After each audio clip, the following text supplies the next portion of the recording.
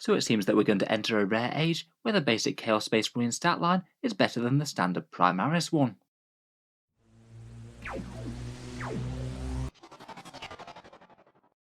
Hello and welcome back to Warspec Tactics, where today we're talking Chaos. Games Workshop just dropped a fairly interesting little preview for the Legionaries, the new rebranded name for the standard troops choice, renamed from generic Chaos Space Marines. Perhaps the biggest news that we have today is that they're going to be getting 3 attacks apiece, something that had been rumoured though not confirmed, and we also have some previews of some of their new fancy Wargear, the Heavy Chain Axe and Demon Blade. It does appear that in the new Chaos Codex they might actually get to leapfrog the Loyalists for once, at least temporarily, having a more impressive stat line and maybe even nicer equipment and upgrades, though it is rumoured that a Space Marine Codex will be coming later in the year, which I'm sure will be evening up the score again. So first up we've got this previewed stat line for the standard Chaos Space Marine Legionary. It's interestingly quite similar, though slightly different to the previous one that they leaked. The 2 wounds and the leadership remain the same, but they have more attacks than that other previewed one. The 2 wound thing was already announced at Adepticon, an upgrade delayed so long that it's almost become a bit of a meme. It's now going to be getting on for the best part of 2 years since Space Marines got their codex. Chaos Marines really have been playing the long war indeed. It is going to be a pretty meaningful per model durability boost and very long awaited. Now even more so with Armour of Contempt, basic Marine troops will be tough to shift from objectives, their power armour being a lot more meaningful, so having the very cheapest of the Chaos Space Marines being quite this tough is pretty excellent news. It's going to be interesting to see if people will start to bring a lot more damage 2 weapons into the meta, now Marines are looking like a bit more of a threat with Armour of Contempt. They're an excellent pick against Marines, but of course are really quite underwhelming against anything with -1 damage, which seems to be quite a lot of the game these days, between things like Carnifexes, Wraith Constructs, Dreadnoughts, Ramshackle, and more. The big news though is certainly those 3 attacks. Really kind of weird that it was different to the preview datasheet that they had in that last teaser. That still had the basic Legionaries on 2, but it does correlate with rumours that we were getting from the Codex saying that standard Chaos Marines would be going up to 3 attacks apiece. I did a medium-sized Chaos Leaks video, which I'll link down in the video description. Everything that Games Workshop has previewed so far has correlated exactly with that, so I guess it gives quite a lot of the other stuff a bit more credence.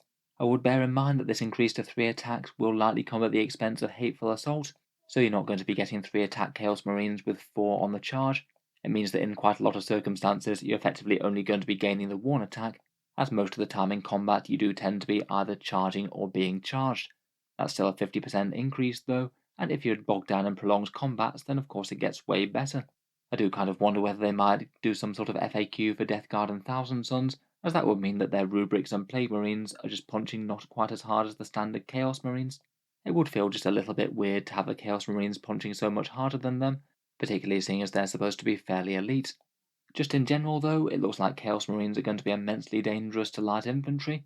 They won't be doing enormous amounts to standard Space Marines without any AP, but I guess any melee upgrades in the squad will go quite a long way. Anything that you give the aspiring champion will have at least 4 attacks, and the Heavy Chain Axe, as we'll get onto, that will have 3. It also has some interesting implications for elsewhere in the Codex. Does that mean that your standard Chosen are going to be getting 4 attacks apiece then? And maybe similar for Terminators or Khorne Berserkers, if Khorne Berserkers aren't farmed out to a World Eater's dex.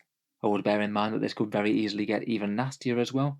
The rumoured equivalent of Chaos Doctrines will give you exploding 6s to hit in melee on turn 3+. That's just going to add insult to injury with so many attacks.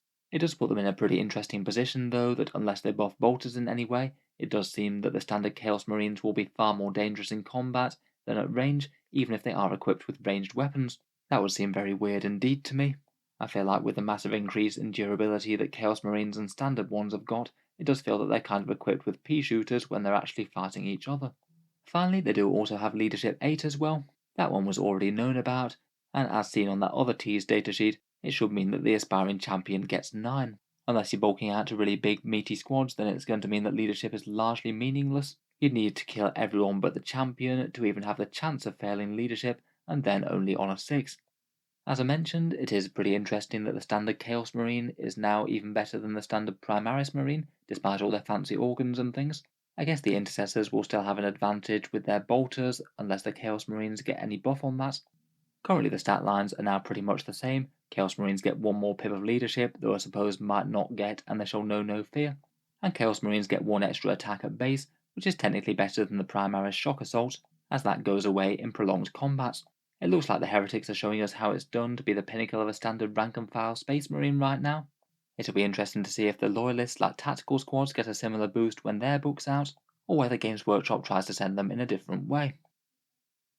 Otherwise, besides raw stats, we've got a couple of interesting upgrades previewed.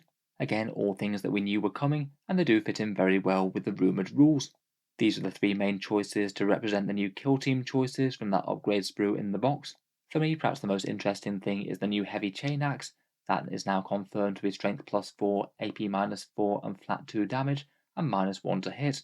This fits in exactly with rumours, basically a slightly boosted power fist profile when you're striking with strength 4. I'm going to guess that this would probably be a 10-point upgrade. I feel like it'd be overcosted if it were 15. Initially, I was a little bit underwhelmed by this. I thought it might have the problem of the rank and file squad members having too low attacks, as is often the case, but now they're confirmed to be up to 3, it is looking like it could be a genuinely reasonable choice. On average, rolling, your investment would average about 1 dead marine per turn, or just under 2 wounds to a toughness 7 vehicle. It is likely to be far more dangerous in certain legions though. If we go with the rumoured word bearers rules, which would be reroll all hits in the first round of combat, and the assault doctrine to get exploding 6s, it does average double the damage, so 2 dead marines rather than 1. I guess it's certainly going to be a lot more tempting for certain legions than others. The Demon Blade is kind of fun as well, an AP -2 damage 2 weapon that causes 1 mortal wound on wound rolls of 6s, pretty well general purpose there, and in the hands of a generic guy who doesn't have any particular legion traits, again it'd average 1 extra dead marine. It'd seem like a bit of an auto-include if it's 5 points, probably still worth it if it's 10, though a little bit more questionable.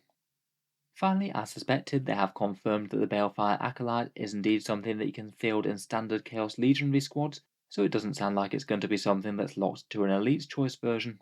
It's confirmed to be an in-squad Psyker, kind of similar to how the Thousand Sons or Eldar Corsairs work, and I strongly suspect it'll do something very similar to their mini Psykers in their squads, 1 cast and 1 deny, and likely able to use one of the main discipline's psychic powers.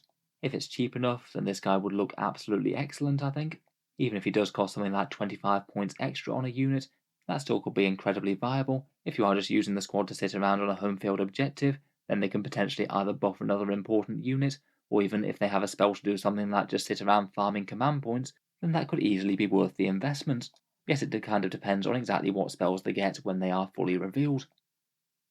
Overall though, pretty exciting news for the Chaos Space Marine troops. Perhaps a little bit better news for the combat legions than ranged ones, particularly if you're running around with chainswords and fancier combat weapons. Kind of interesting to think what this means for the rest of the codex as well. Let me know your thoughts down in the comments below. I look forward to hearing any other insights or predictions as always. Finally, if you have enjoyed the video, feel free to subscribe to Auspex Tactics. I'll certainly keep on covering the regular Chaos previews. Apparently we'll be getting a fair few more in the next month or so, before the big Chaos release. They've not given us an official date, my guess will be sometime in June, likely for the Codex though. Finally, if you have been enjoying the videos on the channel, I would just like to mention one way in which you can help support, and that's the Auspex Tactics Patreon page down in the video description. Making all these videos does take a fair amount of time and effort, and if you are enjoying a lot, any support is enormously appreciated, as it is what keeps the videos coming. Channel patrons do get a fair few advantages, seeing certain videos early, regular votes to see what sort of things come next on the channel, and automatic entry into the regular prize giveaways with a chance to win some really big model kits each month. If any of that sounds good to you, or you'd just like to help support, then the link is down in the video description. In any case, a massive thank you for listening, and I'll hope to see you guys next time.